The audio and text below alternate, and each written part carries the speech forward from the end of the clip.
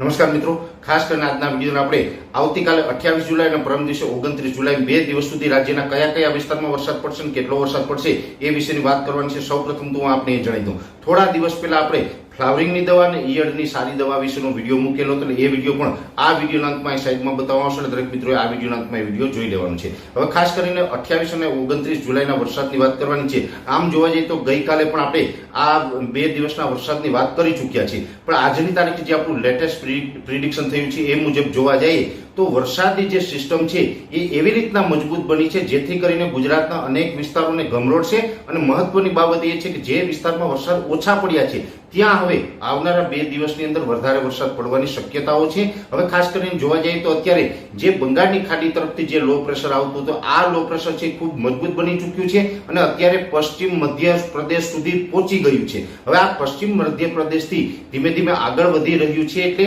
આ જે સિસ્ટમ છે એને કારણે 850 HPA લેવલે એક સિયોર ઝોન બની રહ્યો છે, ત્યાં ખૂબ સારો એવો ભેજ છે અને 700 HPA લેવલે એક સર્ક્યુલેશન બની રહ્યું છે।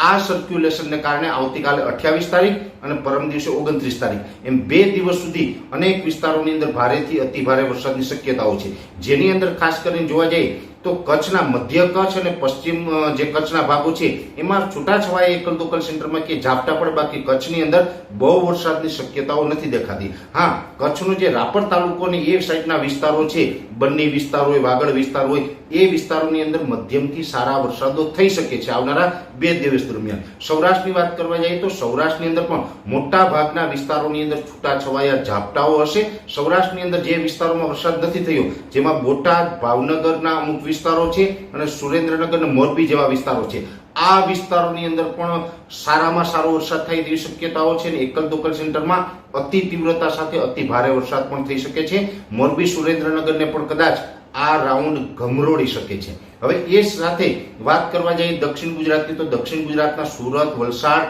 નવસારી અને ડાંગ જેવા વિસ્તારની અંદર પણ સારા એવા વરસાદો થશે। જો કે દક્ષિણ ગુજરાતમાં પહેલેથી જ સારા વરસાદ છે અને હજી આવનારા 2 દિવસ સુધી ખૂબ સારા વરસાદો પડે તેવી શક્યતાઓ છે। મધ્ય ગુજરાતની અંદર આણંદ, નડિયાદ, બરોડા, કપડવંજ, અમદાવાદ, ગાંધીનગર અને ભાલ વિસ્તાર, આની અંદર પણ એકંદરે 28 અને 29 જુલાઈ 2 દિવસ સુધી સારામાં સારા વરસાદની શક્યતાઓ છે। અને ખાસ કરીને મધ્યપ્રદેશ બોર્ડર લાગુ વિસ્તારો છે, જેની અંદર મહીસાગર હોય, દાહોદ, ગોધરા અને છોટાઉદેપુર, આની અંદર પણ એકંદરે 2 થી લઈ અને 3-4 ઇંચ સુધીના વરસાદો પડે તેવી શક્યતાઓ છે। અને ઉત્તર ગુજરાતના જે અરવલ્લી હોય અથવા તો બનાસકાંઠા, સાબરકાંઠા, પાટણ અને મહેસાણા, આ જે તમામ જિલ્લા છે એમાં પણ આવનારા 2 દિવસ દરમિયાન ખૂબ સારા વરસાદો પડે તેવી શક્યતાઓ અત્યારે દેખાઈ રહી છે। ખાસ કરીને સરેરાશ ઉત્તર ગુજરાતની અંદર 2 થી લઈ અને 4 ઇંચ સુધી અને 1-2 સેન્ટરની અંદર 5 ઇંચ કરતા પણ વરસાદ વધી શકે છે, આવા સંકેતો મળી રહ્યા છે। મોરબી, સુરેન્દ્રનગરની અંદર પણ મોટા ભાગના વિસ્તારોની અંદર 3 થી લઈને 5 ઇંચ અને ઘણા વિસ્તારોની અંદર 6-7 ઇંચ સુધીના પણ વરસાદની શક્યતા અમે માની રહ્યા છીએ। એવી જ રીતે બોટાદ, ભાવનગરની અંદર પણ સારા વરસાદો પડશે અને દક્ષિણ ગુજરાતની અંદર પણ એવી રીતે 4 થી લઈને 5 ઇંચ સુધીના વરસાદો પડશે। એટલે એકંદર જોવા જઈએ તો ગુજરાતના જે વિસ્તારોમાં વરસાદો નથી અથવા તો ઓછા છે એની અંદર હવે આવનારા 2 દિવસ સારા વરસાદ પડે તેવી શક્યતાઓ છે।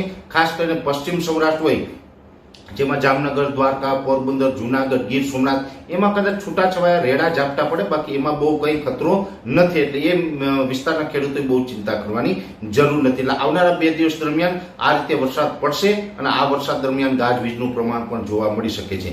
વૈષ્ણવજન તો તેને કહીએ જે